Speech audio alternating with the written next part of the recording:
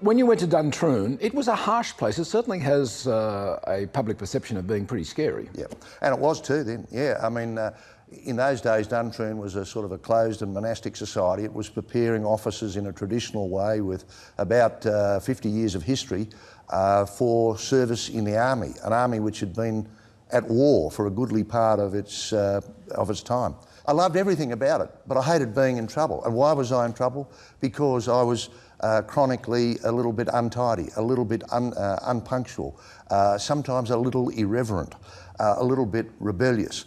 Those last two weren't bad qualities because they show, I guess, a spark, but the first two, that of not being totally reliable or organised, those had to be worked on. So I understood why I was in trouble, I just didn't like it. Now, a pivotal time in your life was clearly being part of the 9th Battalion in Vietnam, Nui Dat. Why was that so important? That seems to have been a transforming period for you. Well, it's where the training wheels are taken away. There is no longer somebody to say, we got that wrong, let's go back and do it again. This was the real thing. This was on service with an infantry battalion commanding men in combat in a really, really high intensity and dangerous war. Vietnam. What did you learn about yourself from being in that situation, of at times being in the line of fire? Well, I found out I could do it, that I could function when we were in the midst of combat. I found that I could analyse the situation, give orders and lead the troops, my men, when we were under fire. And you don't know that before it happens. And you don't say, well, that's it, I'm forever after able to do this.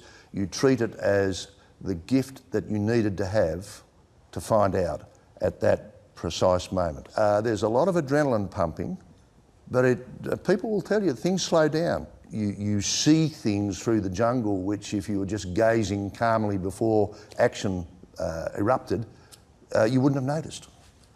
You smell things, you hear things, even in the roar of combat. On a number of occasions there, with those men, you faced the enemy and you needed to kill them. Taking a life is something for which maybe you can talk to people about how they might feel, but it is every individual's dilemma and challenge when it must be done to save your own life or that of your comrades.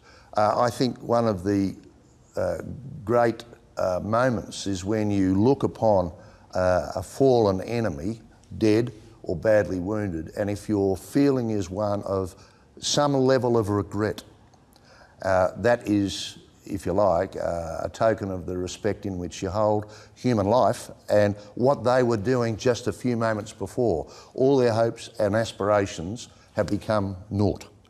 And if you understand that, you shouldn't go into a deep stage of mourning because you have a job to do, but you're not only allowed, but I'd think it was reasonable to have a moment of regret. Ataturk, I think, showed the greatness of spirit, which a fierce warrior and a great and sometimes even ruthless national leader was nonetheless able to broadcast to previous enemies, where he said, your sons from foreign countries lying in our soil, weep not for them, because now they're our sons as well. When you came back, you met Lynn. Yep. Actually, it surprised your friends and her friends, didn't it? The match, I mean. Oh, well, yeah, I certainly think my friends thought I'd done rather better than I deserved. I'm not sure what her friends thought, but they were very kind to me. Not only did you set out to charm Lynn, you set out to charm her mother. Correct. Well, you do, don't you? Oh, that's 101, Bachelor 101. If you're keen on the girl, be nice to mum. Along came 3 sons in time. How did fatherhood change you? Oh, fatherhood has a very humanising effect on a bloke like me in the military. As a dad, you become absolutely aware of your own human frailty and a need to be nurturing and compassionate and fatherly. You're an old softy, are you? I hope so. But I hope there's a little bit of a hard core, and I hope there's sometimes a hard exterior. Well, you certainly went onto a stellar career in the military. Let's have a look how. Smoke over Dili's rooftops, evidence of militia attacks otherwise hidden from international view.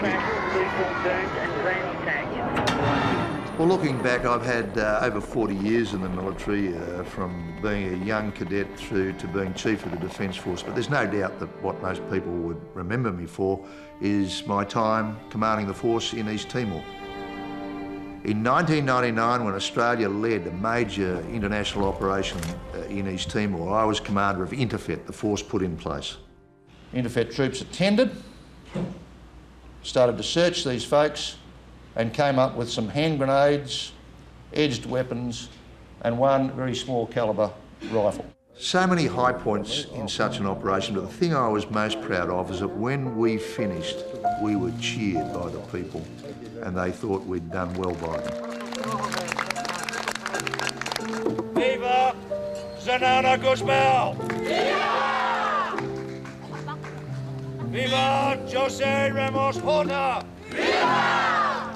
Viva Timor Leste! Viva Interfet! Viva Peter Cosgrove! I got a couple of great mementos from East Timor. When General Guzmão made his triumphant return to the country, he wore the uniform of the commander of the resistance movement, and just before I left, he handed me that uniform shirt. He literally gave me the shirt off his back, and this is it. The other one is, there's only one of these, the only one that exists. It's the Interfet flag, which flew outside my headquarters. I've got that now, and I guess one day I'll send it to the War Memorial. In July 2000, I was made the Chief of Army, a great honour and very unexpected, but the pinnacle of my career in my own service.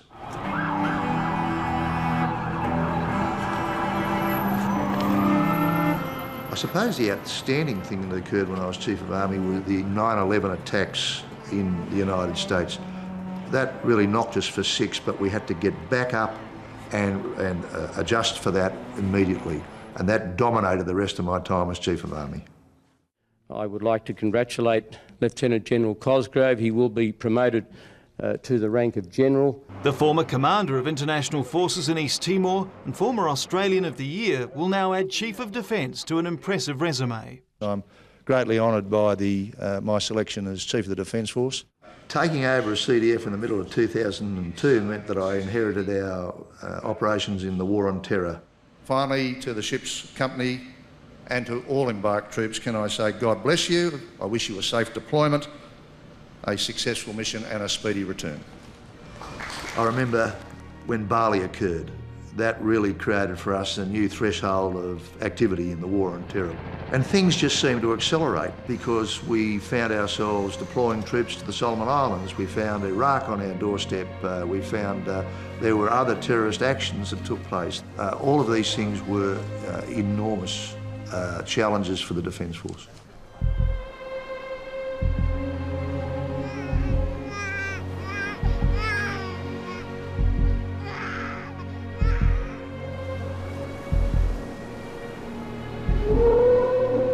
I suppose one of the things I dwell on is the enormity of that natural disaster, the Asian tsunami. 250,000 people killed in the region. Stay safe, mate. See you back in Darwin, okay? Good luck to you, Corp. In a few minutes, a great natural disaster put in context a lot of the wars and the present war on terror, and just showed us that nature still has a way of emphatically underscoring the frailty of our existence.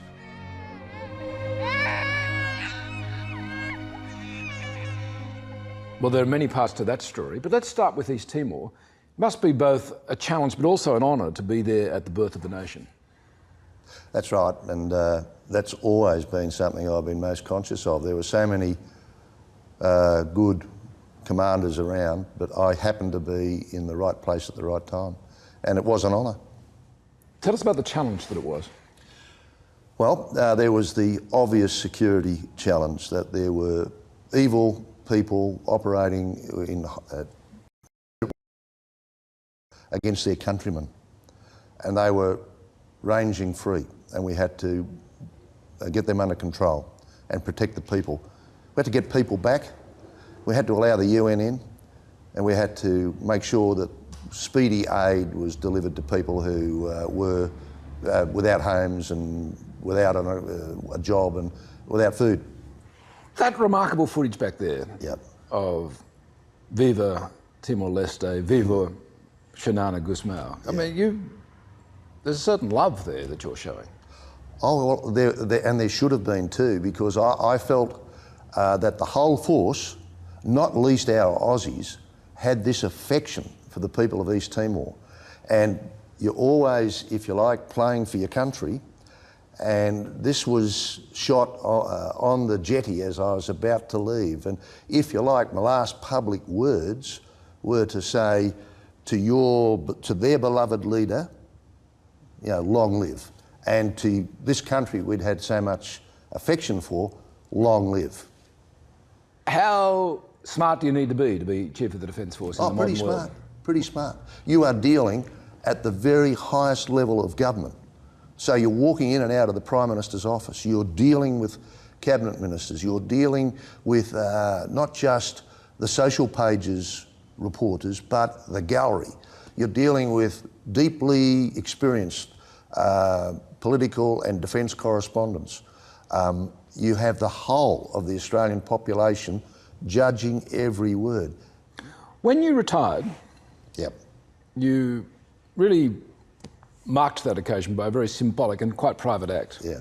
You happy to talk about it? Oh, absolutely. I wanted it to be private simply so it was a moment confined to my family and my immediate staff and didn't become a public event. But it was something I thought, just as I was getting close to retirement, that what